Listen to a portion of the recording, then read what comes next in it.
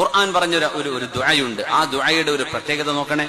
ബിസ്മില്ലാഹിർ റഹ്മാനിർ റഹീം.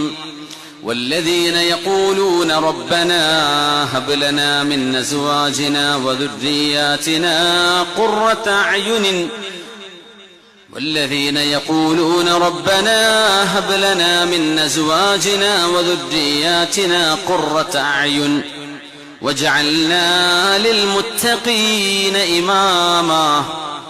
ഇങ്ങനെ ദുആ ചെയ്യുന്നവരും അല്ലാഹുവിന്റെ ഇഷ്ടപ്പെട്ടവരാണ്. എന്താ ദുആ ചെയ്യേണ്ടത്? റബ്ബനാ, ഞങ്ങളുടെ രക്ഷിതാവായ അല്ലാഹുവേ. ഈ ദുആ പഠിച്ചു വെക്കണേ.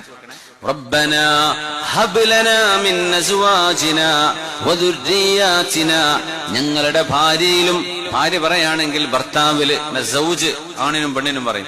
അല്ലാഹുവേ, ഞങ്ങളുടെ ഭാര്യയിലും ഭർത്താവിലും, വദുർരിയാതിനാ